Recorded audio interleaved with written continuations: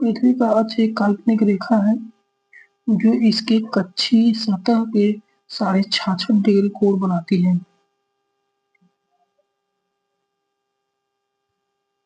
पृथ्वी का अक्ष एक काल्पनिक रेखा है जो इसके कक्षीय सतह से 166 डिग्री का कोण बनाती है। अर्थात ये मान लो पृथ्वी हमारी है, पृथ्वी के बीचों बीच एक रेखा जा रही है और इसका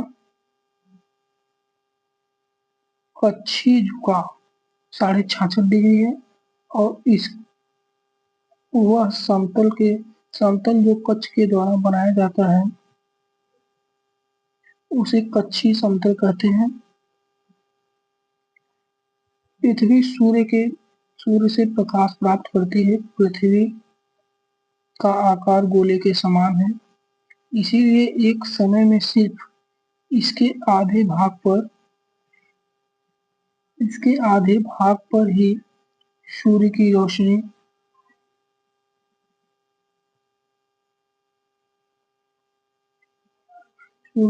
प्राप्त होती है। सूर्य की ओर वाले भाग में दिन, जबकि सूर्य के दूसरे भाग वाले दिन को वहां रात होती है।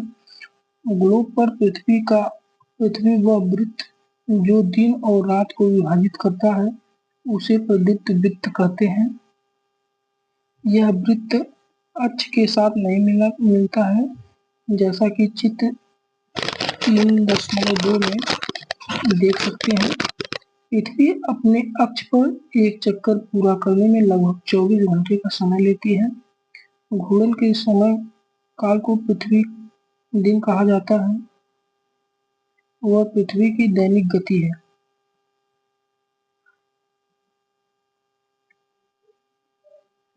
जैसा कि इसमें बताया गया है, चित्र में देखते हैं, चित्र में बताया गया है, ये हमारी जो है भूमध्य रेखा है, ये हमारी मकर रेखा है, ये हमारी कर्क रेखा है। पृथ्वी के कक्षीय समतल का झुकाव 23.5 डिग्री है और इसके अक्ष का झुकाव 66 डिग्री है।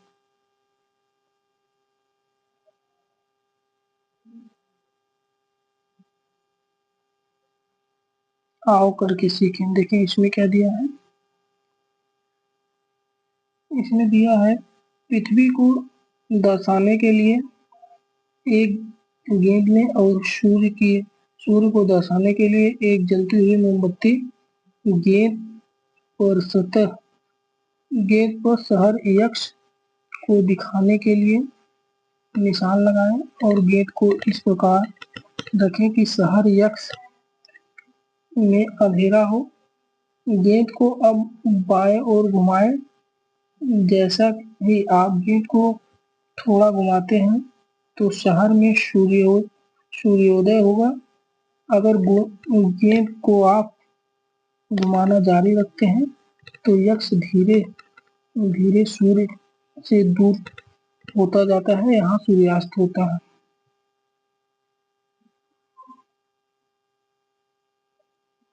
क्या आप जानते हैं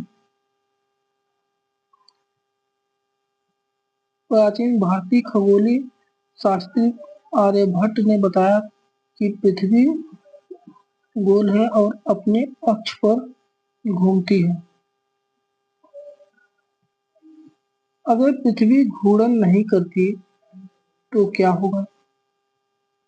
सूर्य के तरफ वाले पृथ्वी के भाग में हमेशा दिन होगा, जिसके कारण उस भाग में गर्मी लगातार पड़ेगी।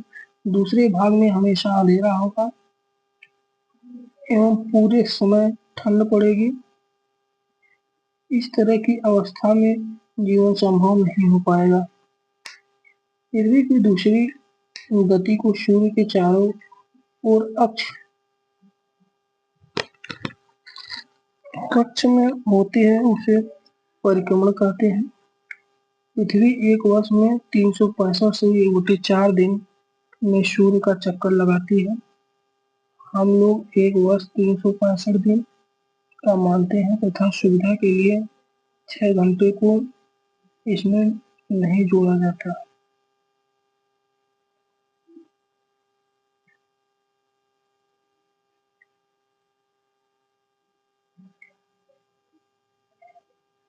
यहाँ पे सूर्य है।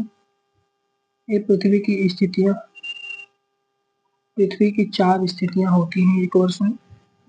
पहली स्थिति है उत्तरी गोलार्ध में ग्रीष्म ऋतु, उत्तरी अयनान कहते हैं, ये 21 जून को होता है।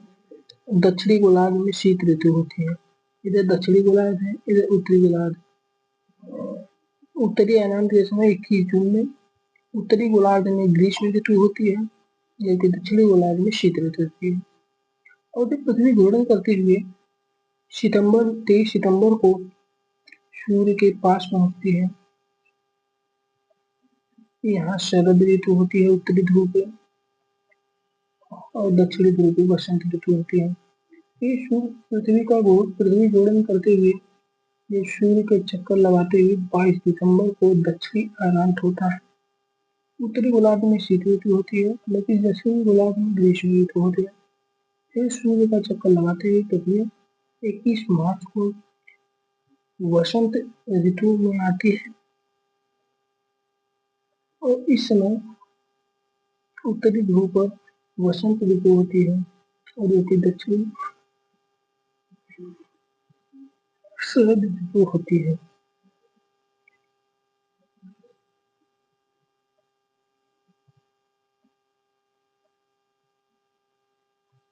चार वर्षों में प्रत्येक वर्ष के बचे हुए 6 घंटे मिलाकर एक दिन यानी 24 घंटे के बराबर हो जाते हैं। इसके अतिरिक्त दिन को फरवरी के महीने में जोड़ा जाता है। इस प्रकार प्रत्येक चौथे वर्ष फरवरी माह में 28 दिन के बदले 29 दिन होता है। ऐसा वर्ष जिसमें 366 दिन होते हैं उसे लीप वर्ष कहा जाता है। पता लगाएं कि अगला लीप वर्ष कब होगा। स्पष्ट है कि पृथ्वी दीर्घवृत्ताकार पथ पर सूर्य के चारों ओर चक्कर लगाती है। ध्यान दीजिए कि पृथ्वी के पूरे कक्ष में एक ही दिशा में झुकी हुई है। सामान्यतः एक वर्ष को गर्मी, सर्दी, वसंत, शरद ऋतुओं में बांटा जाता है। ऋतुओं में परिवर्तन सूर्य के चारों ओर पृथ्वी की स्थिति परिवर्तन के कारण होता है।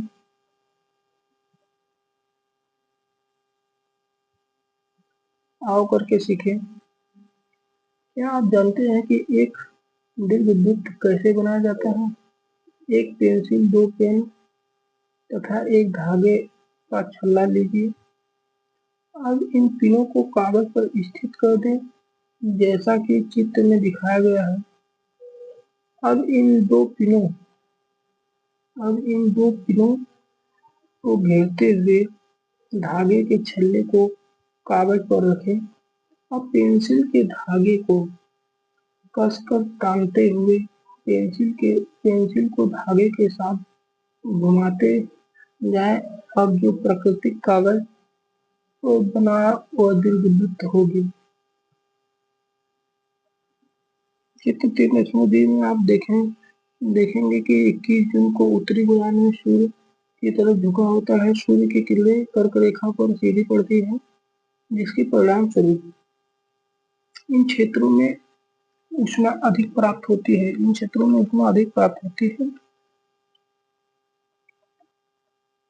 ध्रुवों के पास वाले क्षेत्रों में कम ऊष्मा प्राप्त होती है, क्योंकि वहां सूर्य की किरणें तिरछी पड़ती है। उत्तरी ध्रुव सूर्य की तरफ झुका होता है तथा उत्तरी ध्रुव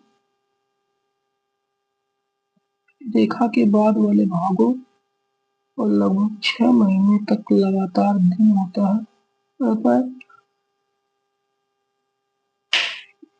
क्योंकि उत्तरी गोलार्ध के बहुत बड़े भाग में सूर्य की रोशनी प्राप्त होती है, इसलिए विषुववृत्त के उत्तरी भाग में गर्मी का मौसम होता है। 21 जून को इन क्षेत्रों में सबसे लंबा दिन, सबसे छोटी रात है। पृथ्वी की इस अवस्था को उत्तरी अयनान कहते हैं।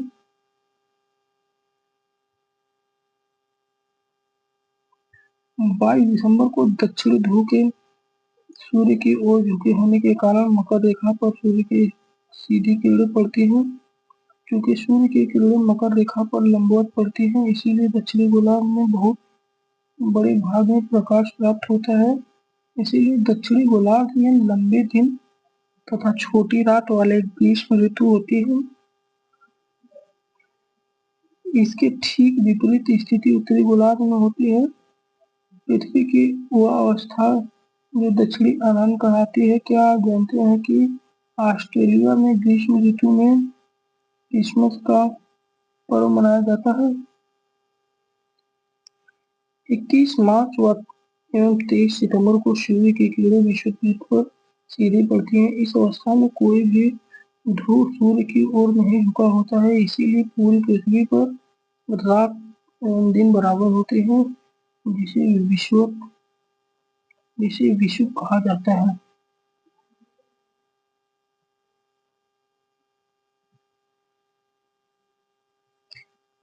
23 सितंबर को उत्तरी गोलार्ध में शरद ऋतु होती है, जबकि दक्षिणी गोलार्ध में बसंत ऋतु होती है। 21 मार्च को स्थिति इसके विपरीत होती है, जब उत्तरी गोलार्ध में वसंत ऋतु तथा दक्षिणी गोलार्ध में शरद ऋतु होती है। इस प्रकार स्पष्ट है कि पृथ्वी के घूर्णन एवं परिक्रमण के कारण दिन एवं रात तथा ऋतुओं में परिवर्तन होता है। इसी के साथ चैप्टर हमारा समाप्त हुआ। अब हम मिलते हैं अगली वीडियो में। धन्यवाद।